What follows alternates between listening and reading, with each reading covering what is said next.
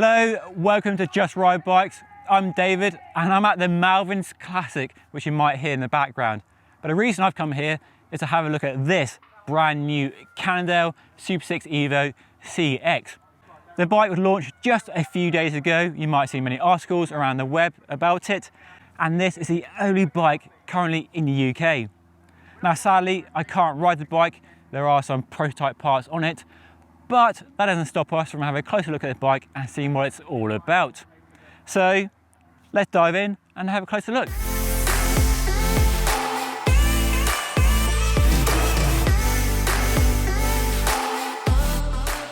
So it's an all new bike with a new frame design and a new name as well.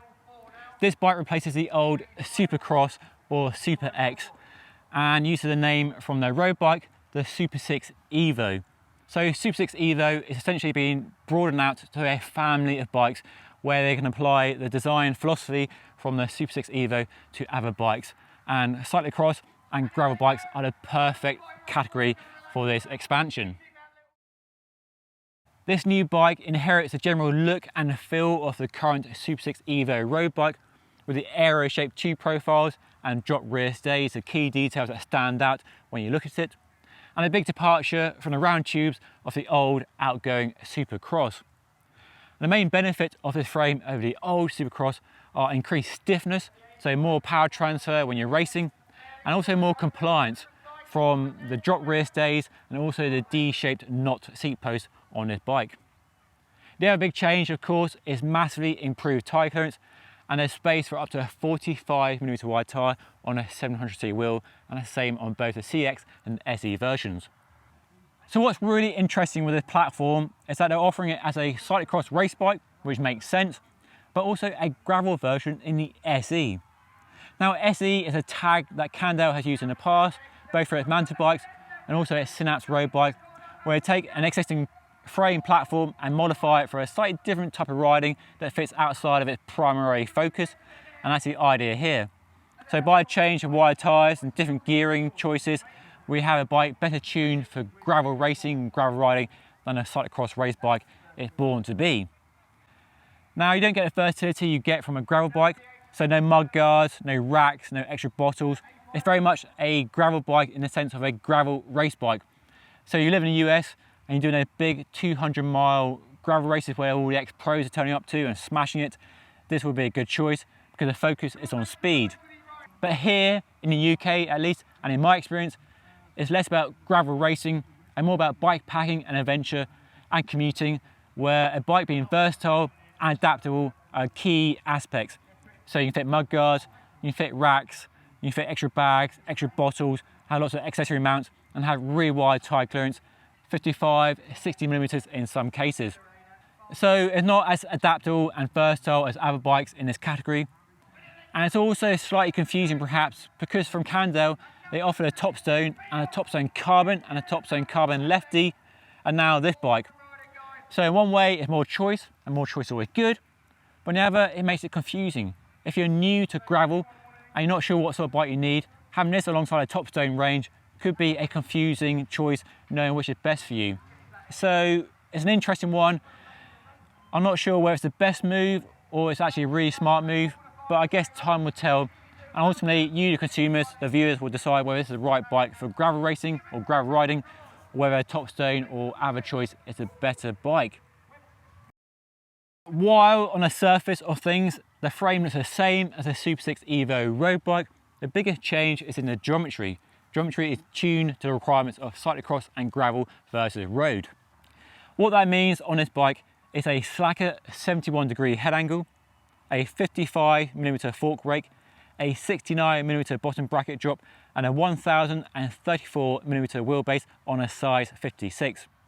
The chainstays are also kept very short at just 422mm, which should give nimble handling on a tight and twisty cyclocross course. There's quite a few other carryover details from a SuperSix EVO road race bike. So we have Mavic speed release through axles, which I'm a real big fan of. They make wheel changes much quicker and much easier than normal through axles. It's 1x and 2x compatible, and you can remove the front mech mount if you don't need it as well, so that's a nice detail. We have semi-internal cable routing, So cables on this bike go into the down tube, but rather than a one-piece or two-piece aero handlebar and stem with the cables and hoses inside the handlebar and stem and into the frame, we have more conventional external cable routing at the handlebar and stem. So it definitely makes choosing the right handlebar and stem for your riding and racing requirements much easier.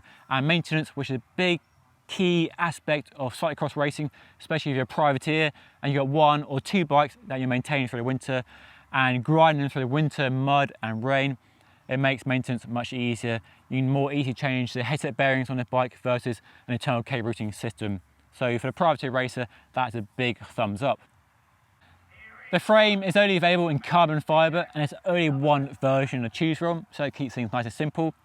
Frame weight for a size 56 is about 1,000 grams and about 400 grams for the fork. So pretty decent weight, quite a bit heavier than a SuperSix EVO road bike, which is more like 750, 850 grams. But for the extra tire clearance and the way the frame needs to be beefed up for off-road riding, they're pretty sensible and pretty respectable. Now, it wouldn't be a Cannondale without some sort of quirk. And the first one, it's not a quirk, it's the press-fit bottom bracket. Something that Cannondale pioneered many, many years ago, made an open standard. I know many people probably watching this have had problems with press-fit bottom brackets on their bikes. My personal experience of owning a SuperSix EVO for the last 10 years is I've never had any problems, but I know people have. And some manufacturers, like Specialized and Trek, to name two examples, are moving back to external threaded bottom brackets because of the issues they've had with press fit. But Cannondale don't seem to have so many problems, in my experience at least. Now the other quirk on this bike is a carryover from the old Supercross and also the Topstone carbon in the AI offset rear wheel spacing. So to accommodate the wide tyre clearance they're offering and also keep the chainstay short, they move the entire drivetrain, the cranks and the rear mech out by 6mm. And that really impacts the rear wheel, which has to be dished appropriately to match that offset drivetrain. So you can't easily swap a wheel unless it's been dished to match a frame. Now for many people, if you're buying a bike like this and you're not upgrading the wheels at any time in the future, that's not a problem.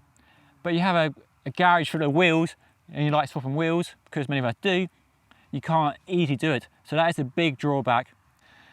And I totally get why Cannondale is doing it. It allows them to keep the chainstay short, just 422mm, so nice nimble handling on a cyclocross race course, whilst giving maximum tyre clearance, 45mm in this case. But the downside is you can't easily swap the wheels, so it's a compromise. It may be for you, it may not, but do let me know what you think down below. So hopefully you enjoyed this first look at the brand new Cannondale SuperSix EVO CX. A bike that looks interesting on paper and looks even better in the flesh. I can't wait to find out how it rides, and hopefully I'll get a ride of one later this year when it becomes available here in the UK. And if you want to see that, make sure you subscribe to our channel by hitting that red button down below. But that's all for now. Thank you so much for watching. I'll see you all again very soon.